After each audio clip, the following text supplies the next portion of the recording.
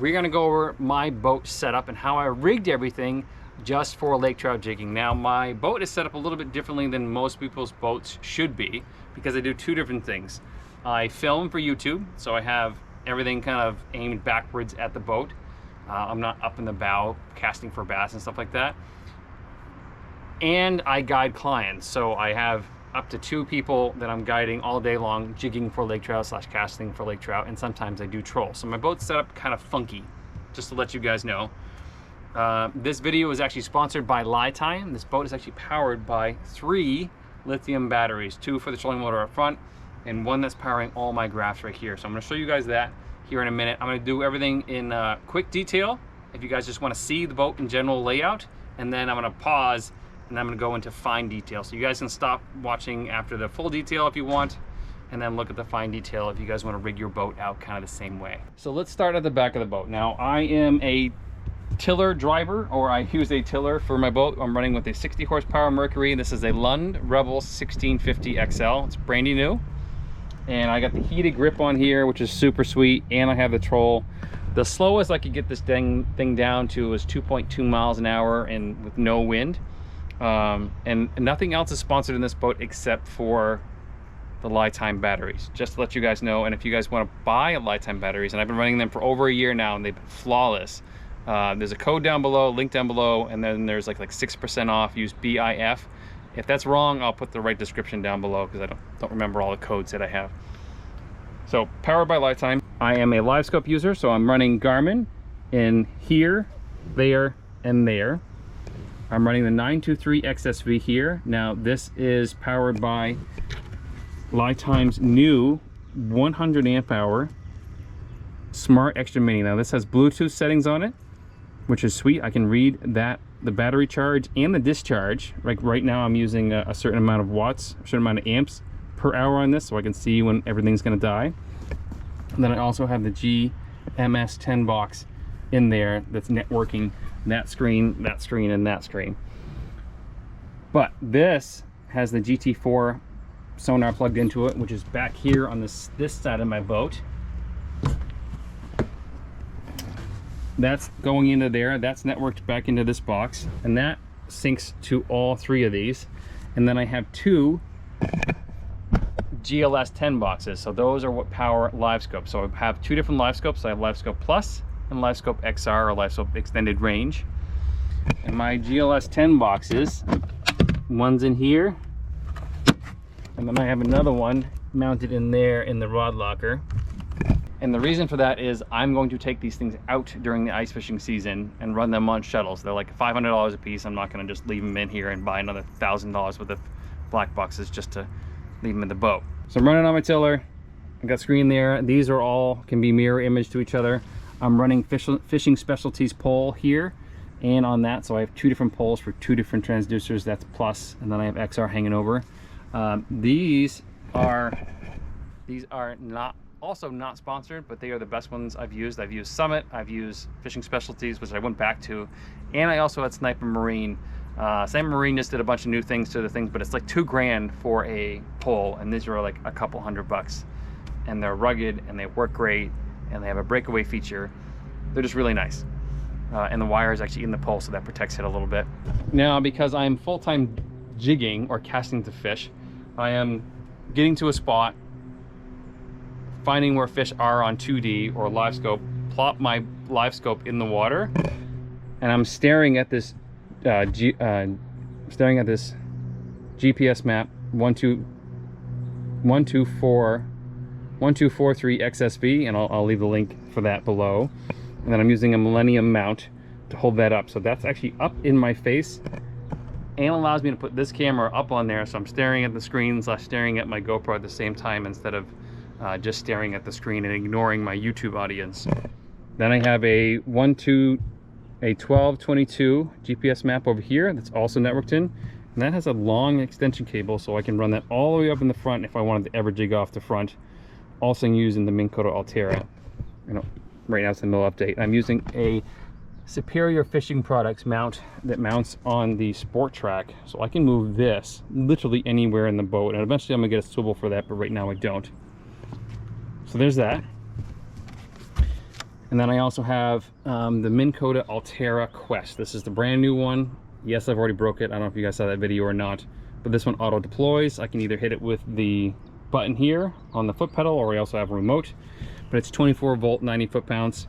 Now, LiTime was glad enough to send me these 100 amp hour heated automatic self-heating batteries with their dual bank charger. So I have charger, battery, and then up here, Lund actually installed another battery tray for 24 volt, and then that plugs right into there. So that's everything, and that auto deploys, which is really sweet. So one of the coolest things about LiTime, I don't have Bluetooth on those batteries. I've never killed them. I've only killed them probably down to like 30%, and that was like 2 days of hardcore fishing because they're just massive.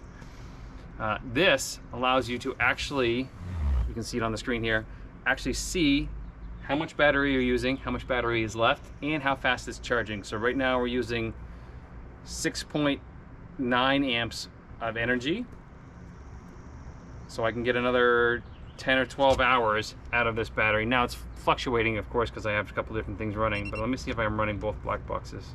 So I'm running 2 black boxes, so I'm using about 7 amps of power, which is super cool. Without an amp meter on there, I would never know that, but this actually is doing that. The other thing I can do is I can actually shut this battery off, and it has temperature on there. It is just super cool to see all that. Now, they do make trolling motor batteries that have the Bluetooth as well, which are super sweet, but you got to have your cubby hole open because this is an aluminum boat, and Bluetooth, it will not go through that. So I have to have this little cubby hole open to see that. So that's the layout right now. I do have another chair obviously up here. I'm actually going to be guiding 2 people in a couple of days, which is going to be super fun, so they can each have their own screen or stare at one screen hanging over the side of the boat and jigging for lake trout on Lake Winnipesaukee, where I guide. So that is the general layout of the boat. I'm going to go into finer detail of where everything is and how everything's kind of wired. If you want to see the finer detail video, keep watching. So we're going to go into how I wired everything, what modifications I made to the hull basically in order to get these wires and stuff going everywhere. Watch that right now. And then every item that I could possibly find on Amazon will be linked below. All the sonars, all the live scopes, all the screens, all the terminals, all the crimps, everything will be linked. Try to buy everything off Amazon because I don't have a good electrical spot around me, kind of. I did a video on how to install the Altera. That was pretty easy. A couple bolts up there, plug it into there. And that wire runs from there up and through there. That was already wired by Lund. So 1 battery here, Minn Kota 60 amp hour or 60 amp breaker right here. These are self-heating. Now, if it's really cold out, what you want to do is you want to trip that breaker, otherwise these don't charge properly. LiTime's dual bank charger are mounted right to the thing here, and I actually mounted those right through the bulkhead here with 1/4-20 locking nuts, and then we have a jumper wire right here. And for this is a Millennium mount. I had to take all of these bolts up right here and pry this up and bolt that down through. I'll leave the link from Millennium mount below, and then it's used 1/4-20 with locking hardware underneath.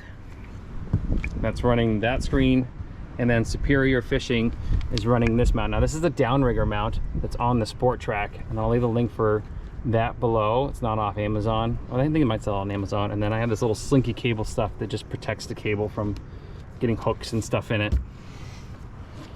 There's that. Now the complicated thing, it took me a while, a few days to figure out, was this. So I have a GLS 10 box in here, which is the live scope box, and then I have all my big wires running through here. So I had to drill, hopefully you can see that, 1, 2, 3 holes in there, one for basically each thing, and I have all my wires running up in my rod locker, which kind of limits my rod locker, but then all the cables run through a cup holder hole. I just pop the cup holder out, and now all the wires kind of run through that. And so power runs down through here, up and under, in through here. And now, because I said my live scope needs to be removed in the wintertime, I should put this on a plastic tray that I cut around, and I put rib nuts in the bottom there. I don't know if you guys can see those. And so I had to cut holes in the back there, holes in the back there, and luckily Lund had a service hole right here, which is nice. And then I cut 3 service holes right here and bought these rubber grommets off Amazon that are 1.5 inches. So we use an 1.5 inch hole saw, 1, 2, 3. I took this whole panel off. You have to take all these screws and nuts and bolts out. And I cut 3 more 1.5 inch service holes over here. Mounted my GMS 10 box, which is the network box for everything. Bought a industrial shut-off button, which I'll leave, you know, link for that obviously below. And then everything is tied to these bus bars. So power comes from the battery to the bus bar on both sides, positive, negative, and we shut it off that way. And then we have all of our terminals that are fused, because everything from Garmin comes fused. Cut off the fuse and either re-put on the fuse on here, so it's each block, and then use one of that same piece of plastic to screw it to here. This is not pretty yet. I haven't cleaned it up yet. Wanted to make sure everything worked with the secondary screen. So yeah, I had to take all that apart, all this apart, and then find a way to mount all these boxes. Is such a pain in the butt to like figure out a good spot for them. And then this is a CFS mount with the Fishing Specialties holder in it that I've modified because I go a little bit faster with mine because I'm never really in shallow water. And that allows you to spin the pole here. And that's it in kind of finer detail. If you guys want to see a wiring diagram, how everything's wired, let me know and I will draw one up and I will put it on my website.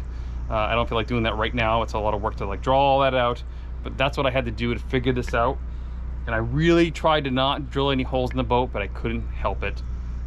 These boats aren't designed to having this much tech and electronics in it.